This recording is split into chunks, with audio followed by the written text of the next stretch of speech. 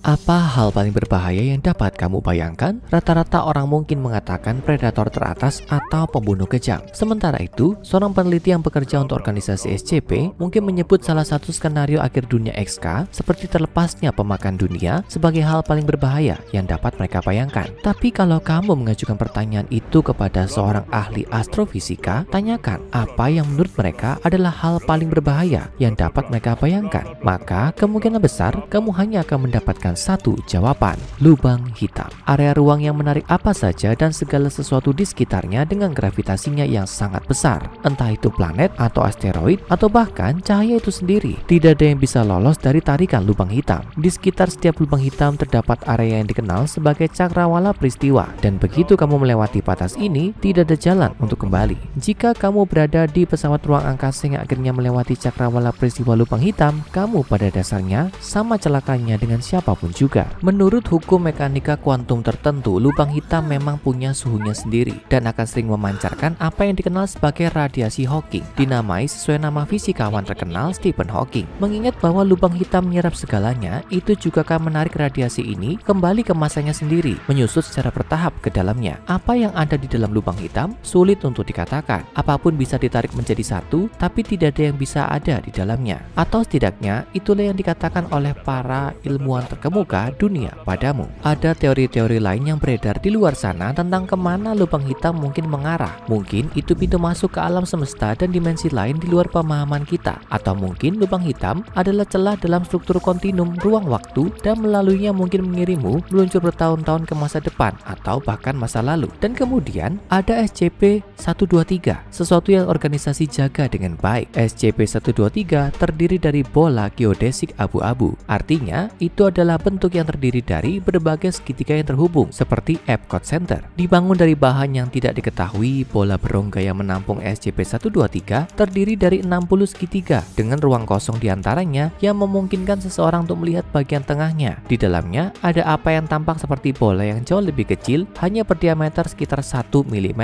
Bola bagian dalam ini benar-benar hitam seluruhnya, memancarkan cahaya nol, dan tes oleh para peneliti organisasi telah mengungkapkan bahwa bola gelap ini juga tidak akan memanculkan cahaya. Itu karena SCP-123 seperti yang mungkin sudah kamu duga adalah miniatur lubang hitam yang ditahan. Sama seperti lubang hitam yang lebih besar yang ditemukan di seluruh tata surya, inti SCP-123 memiliki gaya gravitasi yang kuat yang mampu dengan lembut menarik benda apapun yang berada dalam jarak 3 meter dari bola geodesik keluar ke arahnya. Benda apapun yang bersandar pada permukaan bola luar tampaknya menjadi 2 kali lipat berat normalnya karena terperangkap dalam gaya kuat di dalamnya. Namun sementara tarikan lubang hitam setidaknya agak melemah oleh lapisan luar ini, di dalam selubung kekuatan lubang hitam meningkat secara dramatis. Kamu sebaiknya meninggalkan kunci, dompet, dan ponselmu di ruangan lain jika kamu mendekati SCP-123 karena benda kecil apapun yang dapat masuk melalui celah segitiga di bagian terluar akan ditarik ke dalam lubang hitam di tengah. Ketika dibawa cukup dekat, benda padat akan berakselerasi dengan cepat saat mereka direnggut oleh kekuatan bola anomali, hanya untuk objek menghilang seluruhnya dari pandangan karena hilang ke dalam kekosongan. Menurut tes yang dilakukan oleh tim peneliti organisasi, hal yang sama juga terjadi jika cairan dituangkan melalui salah satu celah bola luar, dan itu akan tersedot ke dalam lubang hitam seperti air ke saluran pembuangan. Pengamatan lebih lanjut yang dilakukan oleh para peneliti organisasi mengonfirmasi bahwa seluruh cahaya di dekat SCP-123 melengkung ke arah bola hitam di tengah.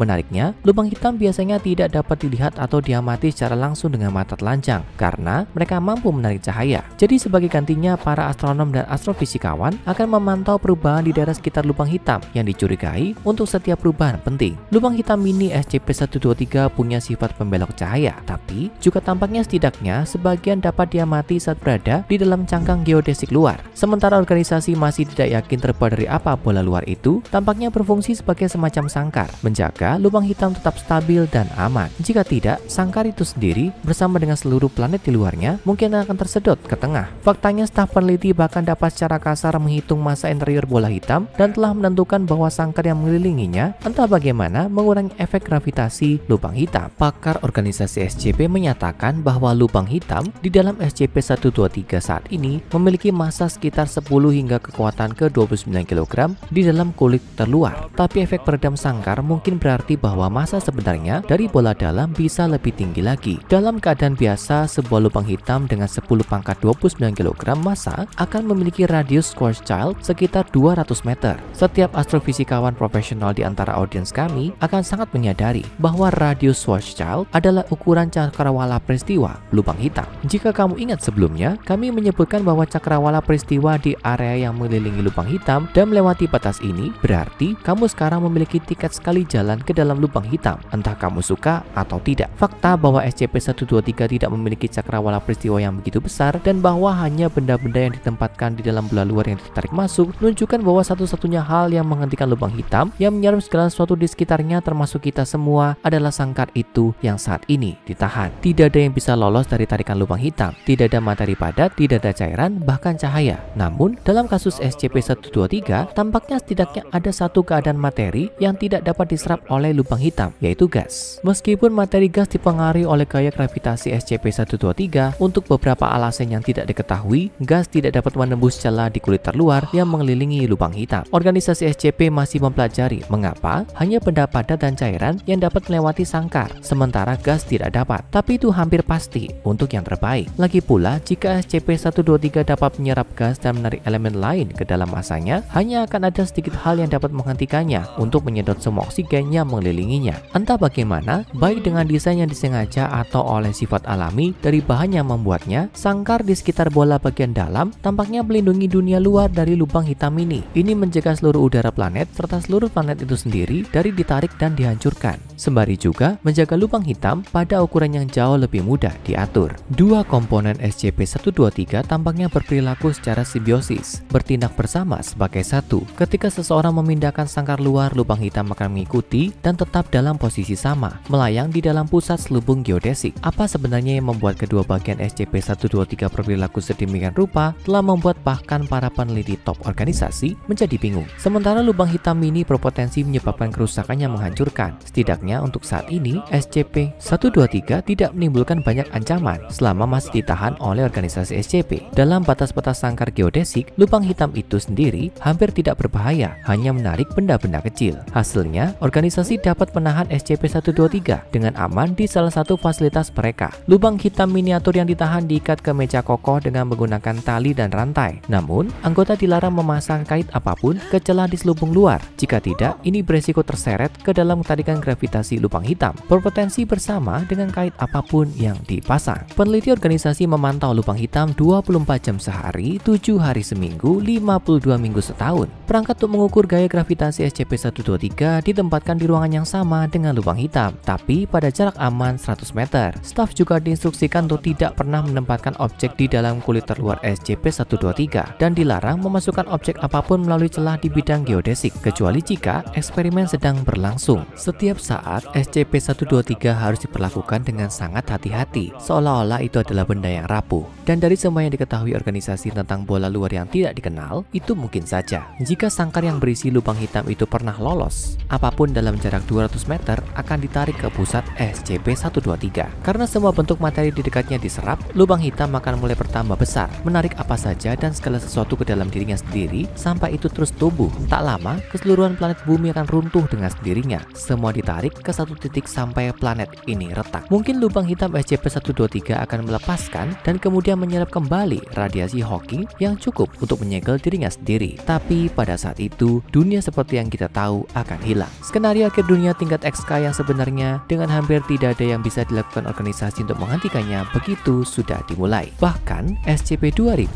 tidak akan berguna setelah tersedot ke dalam lubang hitam ini. Jadi, ketika kami mengatakan bahwa SCP-123 perlu ditangani dengan sangat hati-hati, kami benar-benar sungguh-sungguh. Nasib dunia tergantung padanya. Artinya, tidak ada anggota organisasi yang boleh mengguncang bola atau mengerahkan kekuatan apapun padanya. Selama perpindahan apapun, SCP-123 tidak boleh diangkut melalui air yang luas, karena mungkin itu mulai menarik cairan ke pusatnya. Para peneliti yang bekerja di dekatnya dan mempelajari lubang hitam miniatur bahkan harus mematuhi aturan berpakaian yang ketat untuk menghindari pakaian mereka terserap ke dalam anomali spasial. Setiap anggota staf organisasi yang berinteraksi dengan SCP-123 diinstruksikan bahwa mereka harus mengenakan pakaian yang ketat. Jadi, tidak ada tali pengikat, tidak ada rantai, atau perhiasan menjuntai lainnya. Dan rambut panjang harus diikat ke belakang. Kedengarannya sangat mirip dengan aturan berpakaian seragam sekolah, bukan? Ini mungkin tidak terlalu modis, tapi itu adalah harga kecil yang harus dibayar untuk menghindari ditarik dengan menyakitkan melalui celah segitiga kecil di kulit terluar. ke dalam lubang hitam di dalamnya. Satu-satunya pertanyaan yang tersisa adalah, apa yang kamu lakukan dengan lubang hitam kecil yang selalu stabil? Ketika dibiarkan sendiri, SCP-123 tampaknya tidak memiliki banyak tujuan, tapi itu pasti bagus dalam menyingkirkan sesuatu. Sangat baik sehingga kamu tidak akan pernah melihatnya lagi. Gaya gravitasi lubang hitam miniatur yang ditahan telah menyebabkan beberapa individu berpangkat lebih tinggi di organisasi SCP mendiskusikan potensi kegunaan SCP-123 sebagai unit pembuangan. Lagi pula tidak ada yang kamu lemparkan pernah akan kembali. Namun kepala peneliti yang mempelajari fenomena ini prihatin dengan integritas struktural sangkar geodesik tempat lubang hitam itu ditahan. Siapapun yang ingin membuang sesuatu menggunakan SCP-123 harus terlebih dahulu mendapatkan persetujuan dokter ini untuk melakukannya atau meminta izin resmi dengar pendapat dengan petinggi organisasi. Jika tidak, interaksi apapun dengan lubang hitam miniatur akan dibatasi dengan eksperimen yang masih berlangsung untuk menentukan seberapa kuat sangkar luar itu dan berapa lama itu akan bertahan. Karena jika itu pernah rusak, percayalah pada kami, kamu akan tahu. Sekarang tonton SCP-3001, Realitas Merah, dan SCP-2317, Pemakan Dunia atau Pintu ke Dunia Lain untuk SCP yang lebih benar-benar kosmik.